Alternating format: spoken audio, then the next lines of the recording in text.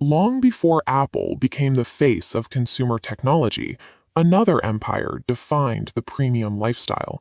They didn't just build electronics, they miniaturized the world. Their name was a global synonym for luxury: Sony. Driven by founder Akio Morita, the company was built on an obsession with high-risk miniature engineering. They took bulky industrial technology and refined it into pocket-sized devices that consumers could carry anywhere.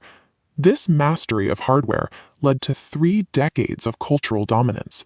The Trinitron television set wasn't just a screen, it was the centerpiece of the modern living room, establishing Sony as the brand that dictated how humans interacted with media.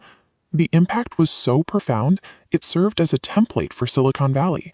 Steve Jobs was famously obsessed with Sony's aesthetic, meticulously copying their sleek design language and even adopting their corporate uniforms for his own team. By wedding high-end engineering to personal identity, Sony proved that consumer electronics could be more than just tools. They could be status symbols. But absolute dominance often breeds a quiet, fatal corporate arrogance.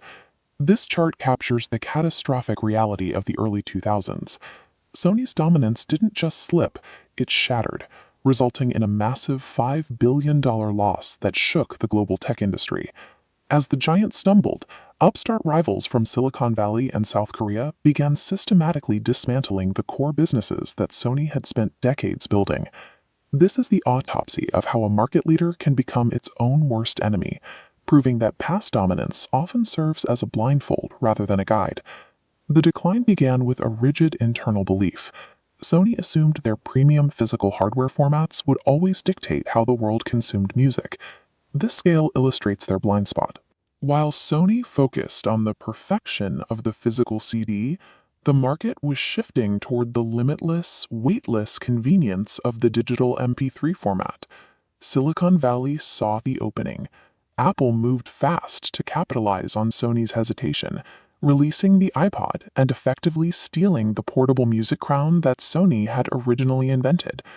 By clinging to physical formats while the world went digital, Sony allowed its greatest historical strength, hardware perfection, to become its fatal vulnerability. The collapse then spread to the television market, a sector Sony comfortably owned for 30 years. Agile South Korean rivals like Samsung achieved a global manufacturing scale that Sony couldn't match, outpacing Tokyo in the race for high-quality flat-panel displays.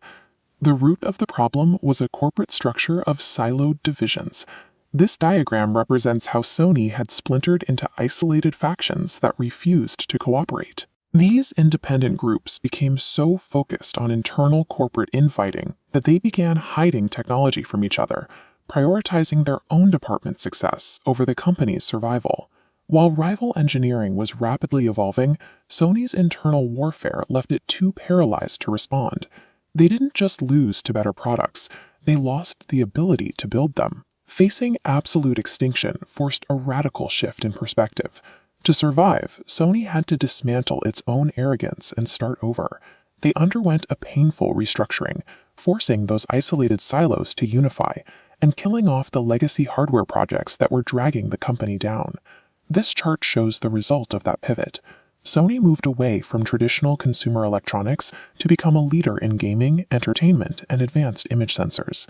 Their ultimate survival required the ruthless humility to destroy the very hardware-first identity that had originally made them famous. Sony's story serves as a warning for every modern tech giant. Being a revolutionary in the past does not protect you from the disruptors of the future.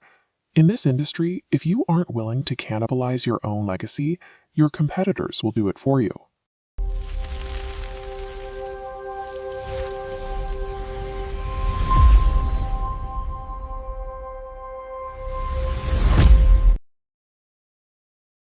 In the late 1990s, the physical CD market was a massive cash engine. Retailers dedicated aisles of square footage to plastic jewel cases, and profit margins for the record labels were incredibly high. Then, the digital MP3 arrived. This new file format compressed audio tightly enough to be downloaded over dial-up internet. Consumers could instantly bypass the entire physical supply chain.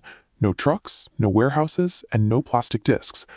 At the time, Sony stood as the absolute heavyweight of consumer electronics. Their physical footprint in major cities matched their financial dominance. Heading into the digital music transition, they possessed an extreme structural advantage. They owned a world-class hardware manufacturing pipeline, and they owned Sony Music. They controlled both the physical devices people used to listen and the actual copyrights to the songs themselves. On the engineering side, their capabilities were vast. Their factories could design, iterate, and produce thousands of units a day with total precision. On the media side, their assembly lines were churning out physical albums for some of the highest-grossing artists on Earth. It was a highly optimized, predictable revenue stream. This chart shows the eventual outcome of the digital audio player market. You can see one line rocketing vertically to represent billions in sales for a competitor, while Sony's market share flatlines near zero. For a company with world-class engineers and the largest music catalog on the planet, failure required a very specific kind of internal friction. Behind closed doors, Sony's engineers developed a sleek, working prototype for a portable digital player well before their rivals. But when they presented it to leadership, the executives running the music division stepped in. They looked at the device and saw a direct threat to their highly profitable physical CD sales. The music executives were evaluated on record sales, not hardware innovation. Their primary priority was preventing consumers from easily downloading and sharing digital files, which they viewed entirely as piracy. The competing divisions created a deadlock. The financial pressure to protect the legacy business overrode the goal to build the best possible product. To appease the music side, corporate leadership issued a directive. The hardware team was forced to intentionally severely limit their own device's capabilities. They banned the player from using standard MP3 files. Instead, consumers had to use a proprietary Sony format called 8-track, stored on specific memory stick hardware. This ecosystem was locked down with digital rights management, restricting how you could play your files. You were severely limited in how much audio you could store. This diagram illustrates the user experience. An ordinary MP3 shatters against the barrier, while only the proprietary file squeezes through. You couldn't drag and drop a song. You had to convert it through confusing, slow software checkpoints. The device was difficult to use by design. Every terrible feature was the successful execution of a corporate mandate to restrict the consumer. While Sony was fighting its own customers, Steve Jobs saw an opening. In late 2001, he introduced a product into the exact vacuums Sony had left behind. Apple had a distinct structural advantage. They did not own a record label. Without a music division demanding protection for CD sales, Apple was completely unburdened by legacy media. Their solution was the iPod. It readily accepted standard MP3s, had no convoluted format conversions, and delivered exactly the frictionless experience people wanted. Instead of focusing on copy protection, they focused entirely on the user, with a simple pitch: 1,000 songs in your pocket. Consumers immediately abandoned the heavy CD player and the restrictive memory sticks for a device that simply worked. Sony possessed the infrastructure to control the entire digital transition, but by prioritizing their legacy media empire, they effectively surrendered the portable music market to a software company from California.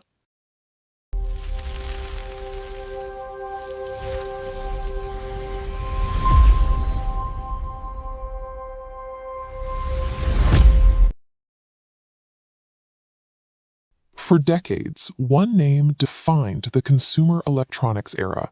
If you bought a Walkman, a color television, or a gaming console, it likely carried the exact same four-letter logo. Sony was the undisputed global titan of modern hardware. But look at the company's ledger between 2004 and 2014, and that historical dominance evaporates. The hardware giant's momentum abruptly hit a wall. This chart tracks the cumulative cash flow of Sony's core electronics division over that specific 10-year window. Instead of banking profits, they were bleeding billions. The losses were so staggering that Wall Street analysts openly questioned whether the company was headed for bankruptcy. External market factors like shifting consumer tastes or a competitor's surprise innovation didn't cause this crisis. The disaster was driven by internal mechanics. Sony was brought to the brink of death by a self-inflicted wound, a deeply embedded pathogen that corporate analysts now call Sony Syndrome. To understand this structural disease, we have to look at CEO Nobuyuki Ide. Under his watch, the organizational chart completely broke down. Sony grew so massive that departments stopped functioning as a unified team. The structure splintered into isolated fiefdoms. The audio division despised the computer division. The television division hid secrets from the mobile team. Every department walled off its research. This internal hostility spilled directly onto store shelves. Departments developed entirely redundant, proprietary cables, overlapping software platforms, and incompatible media formats for their respective devices. By treating their own sister divisions like bitter market competitors, Sony dismantled its ability to build a cohesive technological ecosystem. The company was fighting itself instead of the market. The ultimate consequence of this dysfunction arrived in the early 2000s, during the massive global flat-screen transition. This technological shift served as a fatal stress test for Sony's broken structure. At the time, Sony's Trinitron division was generating enormous profit margins. They were selling millions of these heavy, bulky CRT televisions.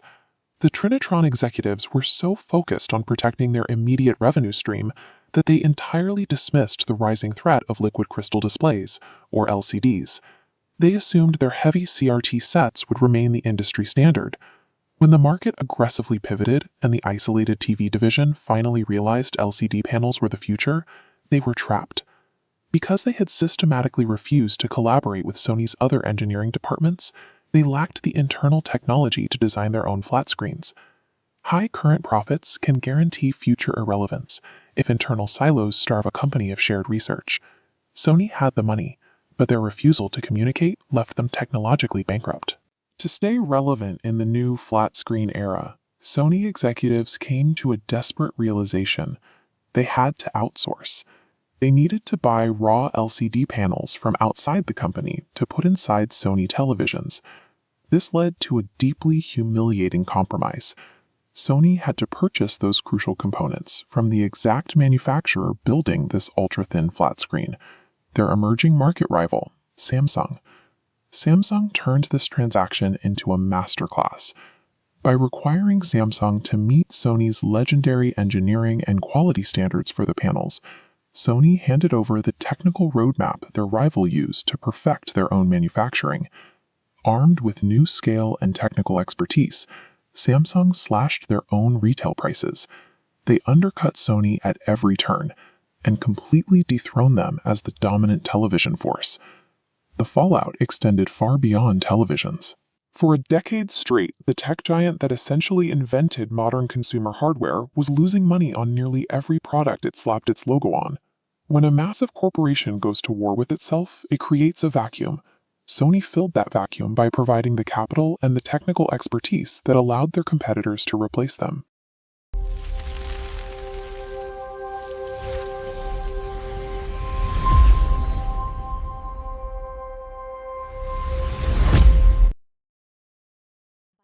By 2012, one of the most recognizable brands on Earth was bleeding billions of dollars. Bankruptcy was a mathematical probability, but a corporate giant is never truly dead until the factories actually go cold. The crisis was structural. Sony had grown bloated, losing ground in consumer electronics to agile competitors like Apple. Inside, the corporation operated as a sprawling collection of isolated fiefdoms, where departments protected their own budgets over collaboration. To save the empire, the board made an unorthodox move. They bypassed the traditional hardware engineering track and handed the reins to an insider with an entirely different resume. They appointed Kaz Hirai, a man who spent his career running the video game division. That background was exactly what the moment demanded. Managing a gaming platform requires thinking beyond physical electronics to focus on what keeps a user engaged within a software network for years. Saving the ultimate consumer electronics giant required Sony to abandon its traditional hardware identity and adopt the logic of the video game industry. Hirai immediately implemented One Sony, a ruthless, uncompromising restructuring mandate that centralized power under his control. He started by amputating the bleeding legacy divisions, beginning with the sale of the legendary, yet unprofitable, Vaio PC laptop brand. He then spun off the television division into a lean, separate subsidiary to stop the financial bleeding. Cultural integration followed.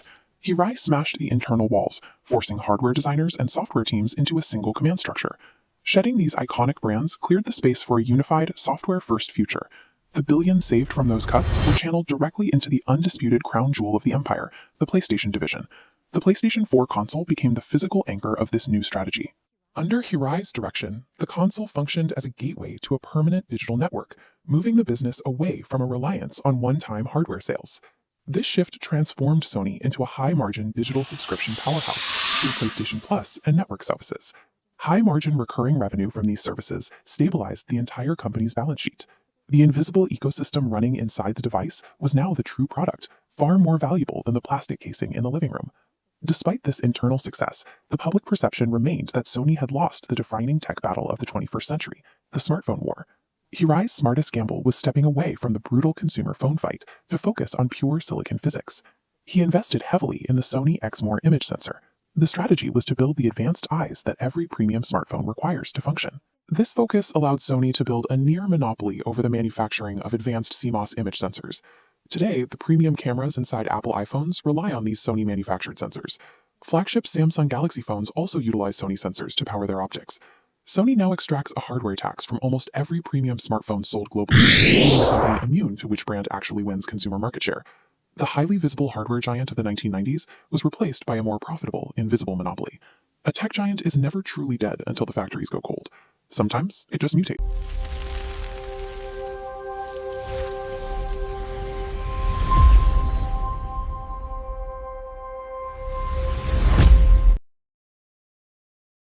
In its prime, the Sony empire was a global standard bearer, built on the agile, rule-breaking passion of its founders. The proof was in the hardware. Products like the Walkman didn't just sell units, they defined how an entire generation experienced music. Yet, despite this massive footprint, Sony was almost really absent during the explosive rise of the modern smartphone. At the same time, they watched their decades-long dominance in the television market evaporate as faster, leaner competitors moved into the living room. While rivals were overtaking them in the marketplace, the primary obstacle to a Sony comeback wasn't a lack of engineering talent. It was the friction generated by the company's own organizational structure. When a company prioritizes protecting existing profit margins over experimenting with new ones, the speed of its decline is tied directly to the speed of the market's transition. For Sony, that process was accelerated by corporate fiefdoms, isolated, powerful departments that operated as independent kingdoms within the same company. These divisions became more interested in protecting their specific budgets and legacy technologies than in collaborating on new, integrated products. It is impossible to successfully navigate a technological shift when internal friction outweighs external execution. As these departments became siloed, the company's collective knowledge was trapped. Researchers in one division were often discouraged from sharing breakthroughs with another. The Trinitron television had been a global leader for decades, but as the market moved toward digital and flat panel displays, Sony's internal divisions struggled to agree on a unified path forward, and they lost their lead.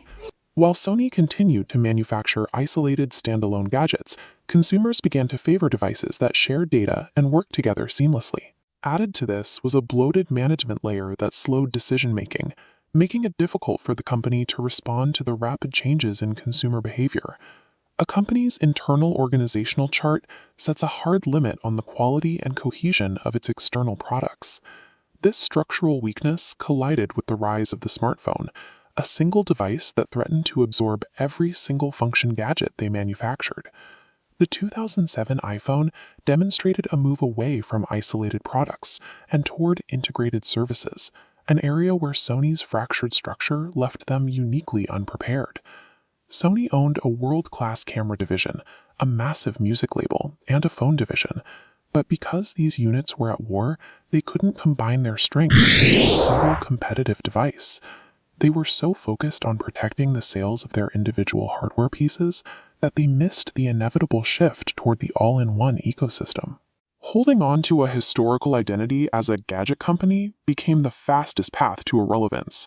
Leadership eventually realized that fixing individual products wouldn't save them. They had to rebuild the machine from the inside out. This process involved breaking down the walls between those fiefdoms and removing the management layers that had stifled communication for years. This flattened structure forced formerly competing departments to finally share research, consumer data, and cross-platform strategies. This internal restructuring was the essential prerequisite for Sony to reclaim its place in the industry. The restructure enabled a massive pivot, allowing Sony to move away from being a pure hardware manufacturer. They refocused around two new pillars. The first was interactive entertainment. using the legacy of the PlayStation to build a global platform for content and services. This silicon wafer represents the second pillar. Sony became a dominant supplier of image sensors, providing the foundational components for the cameras inside the world's most popular smartphones. Surviving a technological shift requires a corporate structure that is as agile as the founders who started it. Thanks for watching this 10-minute business breakdown. Hit that subscribe button. Let us know in the comments which corporate empire we should analyze next, and we'll see you in the next video. Ultimately, long-term survival for a giant like Sony depends on a willingness to ruthlessly dismantle and rebuild its own internal structures. If you enjoyed this mini, subscribe right now so you don't miss the next one. Drop a like, share it with a friend, and comment your thoughts. What would you do? Alright, subscribe, like, comment, and share. Thanks for being here.